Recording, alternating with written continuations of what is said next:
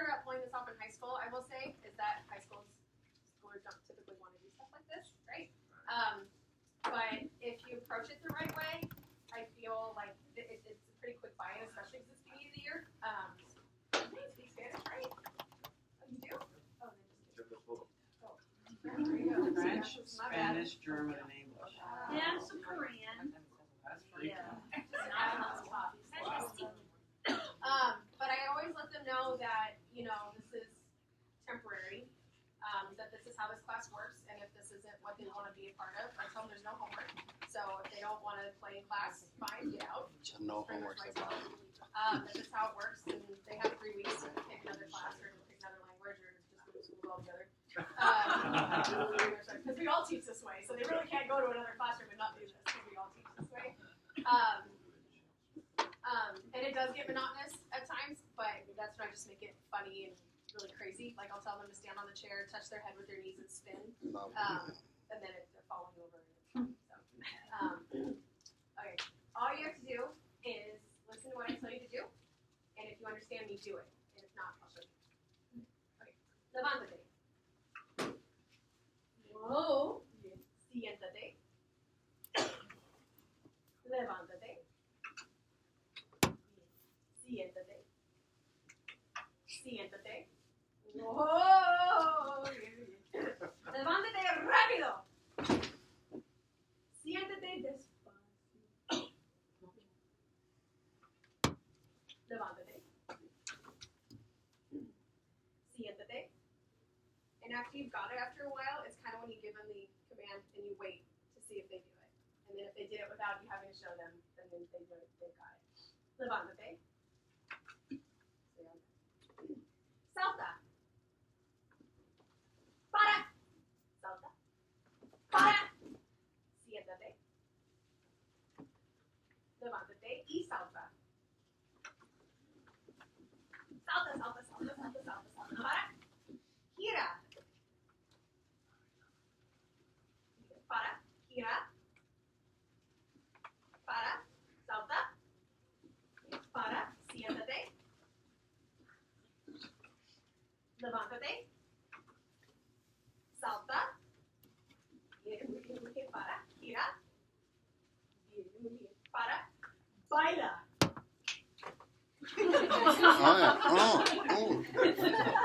Para. Salta. Para. It's okay. They both start with S. Does that make sense? They both start with S. Gira. They have a hard time with gira. They can't hear it. They can't hear it. Salta. Para. Baila. Okay, para. And you gotta do baila suave, which is our sexy dance. And your hips have to come out, followed by the snaps. So baila suave. Para. Baila. Baila. Para. Baila suave. Gira. Go, George. Para. Baila y gira. Baila y gira. Okay, so time out.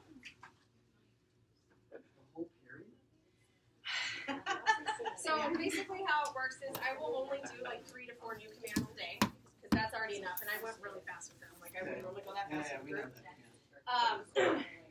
And then the beautiful part is because you have so many kids, all my chairs are organized by different colored animals. So you need to give their brains a break. You have to give their brains a break. So I'll pick up like, okay, yellow animals, and that's how we review colors. And orange animals get up and. All right, because remember. Break it up in groups. So let's be really clear. So this is going to be verb heavy, nouns, body parts heavy. Is there something else you said yesterday? School classroom items. objects and stuff. But yeah, Classroom that's mostly nouns and verbs.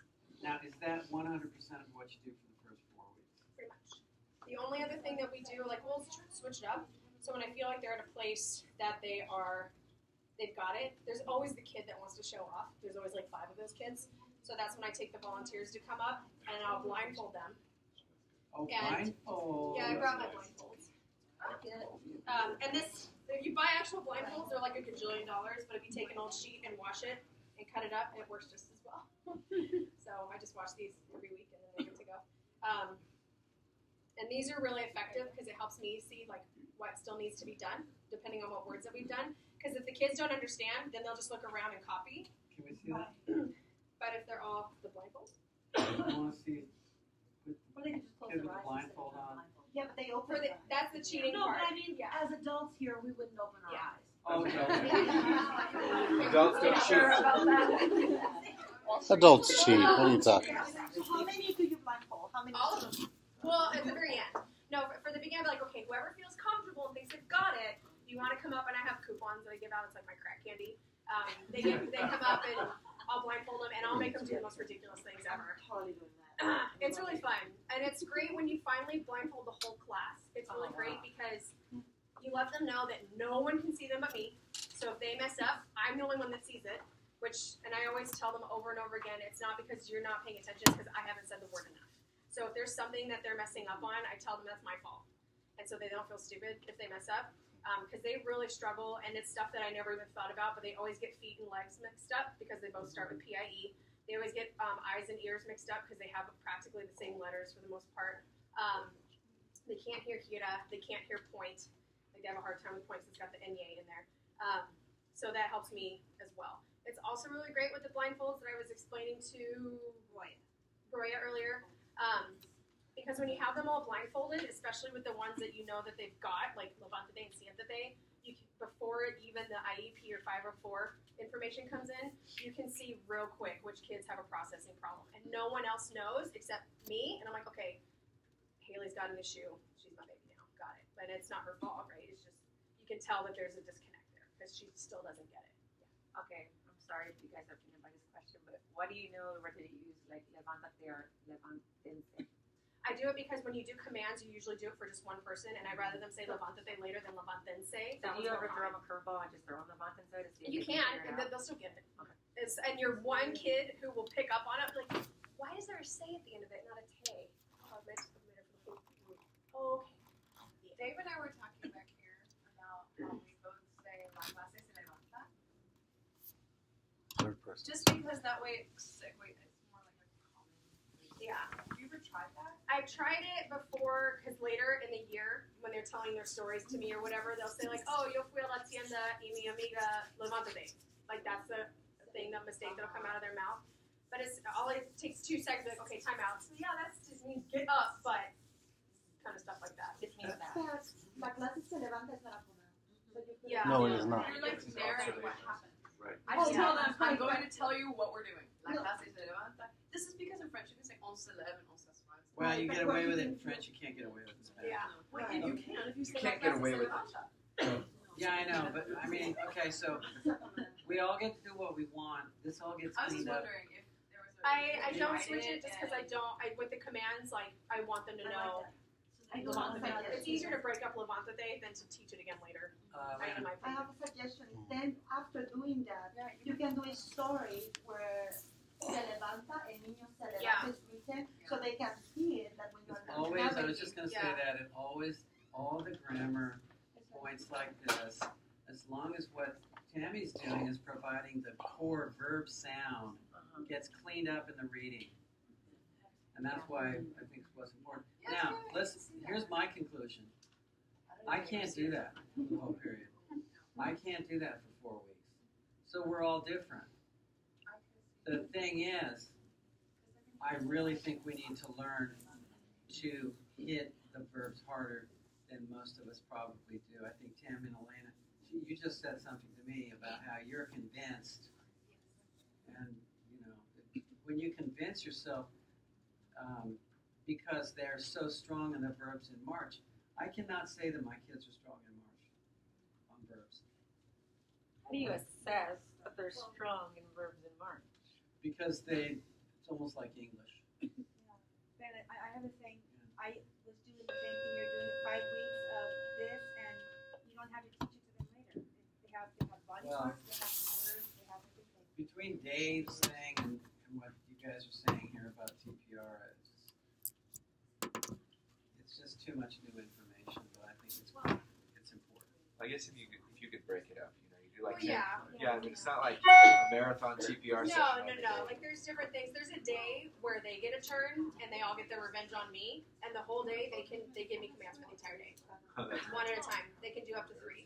So the thing is with them is like you have to be willing to play as well, right? So I always tell them I will never make them do something that I won't also do. So when I make them touch their head with their foot, I'm doing it too, or at least trying. Right. At least trying to get it up there. Remember what Jeff said, that as long as it's compelling, it doesn't matter what kind of input it is. What we do is we try, according to the best of our ability, to make our instruction comprehensible. It always goes back to this, comprehensible input. It's a result of 30 years and more of number crunching, and not just 5. Fresh. Tammy, what other verbs do you use, like touch your head? I have a whole list of them. There's 59 words that they learned for the first 4 or 5 weeks. There's like 8 to 18 verbs, different verbs. The rest are body parts and school supplies. Okay. Tammy's going to send that to us. We're going to put it on the blog. It's in Spanish though. There's no English on it. It's just in Spanish. But there's other activities you can do too. Like I do have a reading where there's about Mildred and the handsome boy that she really wanted him, and she thought that she needed to jump, spin, hit her head on the desk, like all these different things. Like it incorporates it with the third person singular, like she was talking about. So there's that. There's a lot of drawing that you can do with this, so you can scout for your artists, which is what I'm doing now.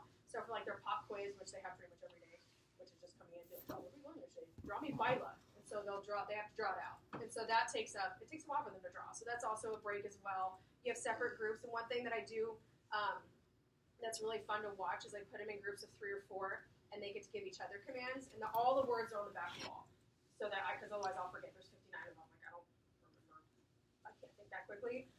So they'll go in turns of like a minute, and they'll give their classmates commands. So they'll tell their friends to get on the chair and spin and do all these things. And so it's really fun to walk around and watch them torture each other. And also keep in mind we are not on a block schedule. We have 58 minutes. Yeah. I'm on the block schedule. Last year was my first year. I did 15 to 20 minutes of TBR, then I did a couple circling the balls.